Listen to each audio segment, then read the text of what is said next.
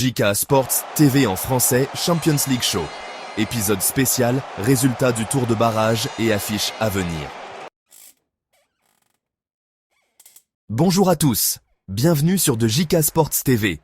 Nous allons revenir sur les résultats palpitants du tour de barrage du mardi 18 février 2025 et nous projeter sur les affiches passionnantes prévues pour le mercredi 19 février 2025. C'est parti!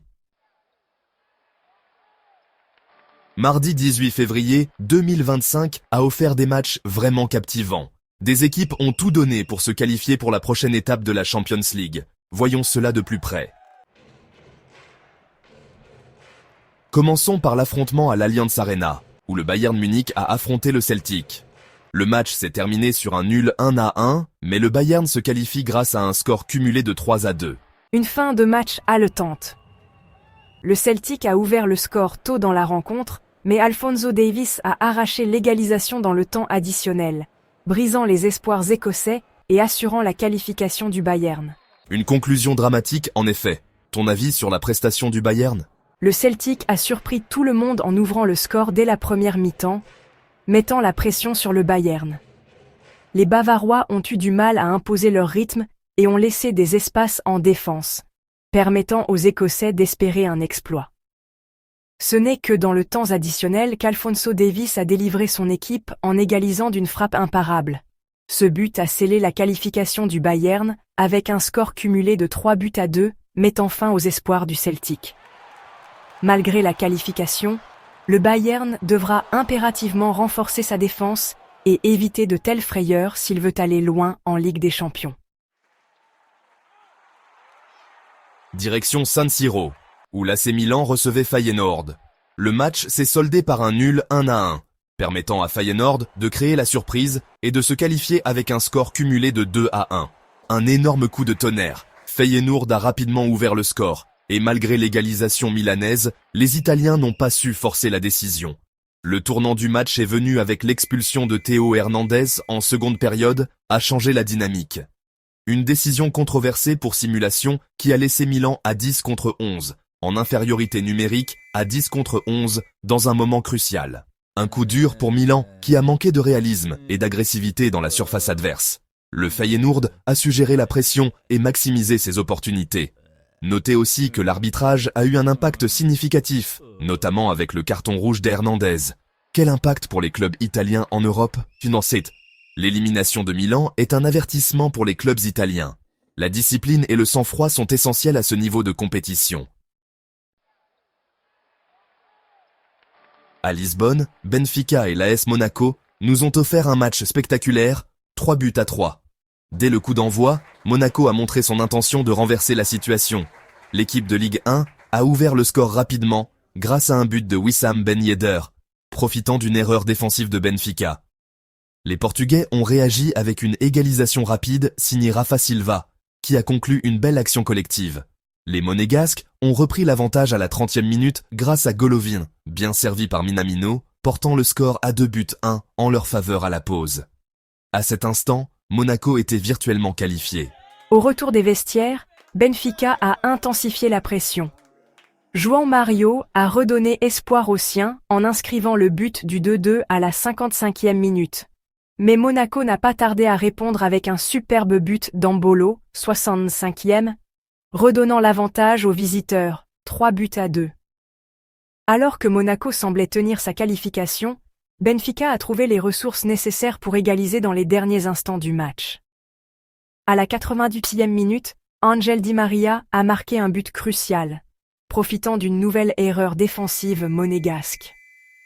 Malgré 3 buts marqués, les Monégasques ont craqué sous la pression et laissé trop d'espace à Benfica.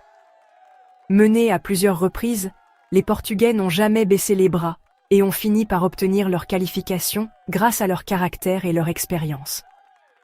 C'était un match ouvert et spectaculaire, où les deux équipes ont joué de manière offensive, offrant un spectacle de haut niveau aux supporters. C'était un duel haletant. Comment Benfica peut-il capitaliser sur cette performance ? Benfica s'en sort de justesse et poursuit son aventure européenne, tandis que Monaco pourra nourrir des regrets après avoir mené à plusieurs reprises. Cette rencontre restera comme l'une des plus palpitantes de cette phase de barrage. Le club Bruges a largement dominé cette double confrontation, infligeant une défaite méritée à l'Atalanta. Les Italiens ont montré des signes de faiblesse défensive tout au long des 2 matchs. Dans ce dernier, Bruges a été clinique, exploitant les erreurs de l'Atalanta et ne laissant aucune chance à leur défense. La principale faiblesse de l'Atalanta a été sa défense. Elle a été trop perméable, notamment lors des contre-attaques de Bruges. Leurs erreurs individuelles ont coûté cher, et l'équipe a manqué d'un vrai leader défensif pour gérer la pression. Offensivement, ils n'ont pas réussi à imposer leur jeu comme à l'habitude. En effet, à la fois en attaque et en défense, Atalanta a semblé manquer de cohésion. Ils ont joué avec un certain excès d'enthousiasme, mais sans les ajustements tactiques nécessaires pour perturber Bruges. Leur incapacité à contenir les attaques rapides de Bruges a été flagrante. La grande différence a été leur efficacité. Bruges a su profiter des moindres erreurs de l'Atalanta, avec des transitions rapides et une finition impeccable. Leur tactique de jouer direct et rapide a bien fonctionné contre une équipe défensive plus ouverte que d'habitude. Ajoutons à cela la solidité de leur milieu, qui a souvent coupé l'initiative de l'Atalanta, et on obtient une équipe extrêmement bien préparée pour ces rencontres coup-près. Bruges a fait preuve de maturité et d'une grande discipline tactique. C'est une leçon de rigueur défensive. Ils devront absolument se renforcer sur ce point s'ils veulent rivaliser avec les meilleures équipes européennes. Leur attaque est toujours menaçante, mais la défense doit être plus solide. Ils devront aussi revoir leur mentalité de jeu.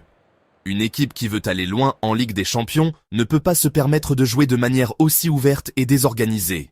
Cela peut être un coup dur, mais cela peut aussi être un tremplin pour apprendre et évoluer. Ils devront aussi revoir leur mentalité de jeu. Une équipe qui veut aller loin en Ligue des Champions ne peut pas se permettre de jouer de manière aussi ouverte et désorganisée. Cela peut être un coup dur, mais cela peut aussi être un tremplin pour apprendre et évoluer. Alors, voyons ce qui nous attend le mercredi 19 février 2025. Il y a plusieurs matchs passionnants au programme et nous allons les passer en revue ensemble. Préparez-vous pour une soirée de football intense et pleine de rebondissements. Regardons maintenant les matchs à venir. Le Borussia Dortmund accueille le Sporting CP au Signal Iduna Park avec une avance de 3-0 obtenue à l'aller. Dortmund est en position de force. Le Sporting CP aura besoin d'un exploit monumental pour renverser la situation. Le Sporting peut-il réussir un miracle ? C'est peu probable, mais le football nous réserve parfois des surprises. Le PSG reçoit Brest au Parc des Princes, avec une avance confortable de 3-0 acquise au match aller. Paris devrait logiquement se qualifier sans encombre. Brest devra livrer une performance exceptionnelle pour espérer un retournement de situation. Y a-t-il un espoir pour Brest ? Honnêtement, la mission semble impossible.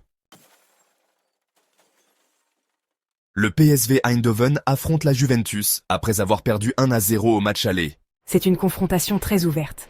Le PSV peut compter sur l'avantage du terrain pour tenter de renverser la situation.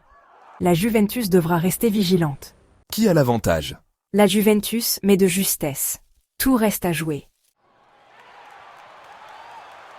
Enfin, une affiche de rêve au Santiago Bernabéu, le Real Madrid reçoit Manchester City avec un avantage de 2-1.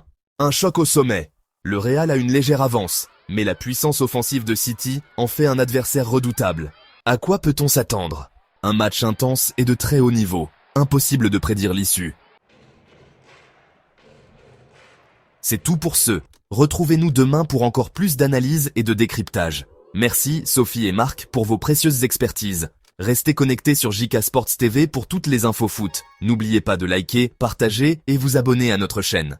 Passez une excellente journée.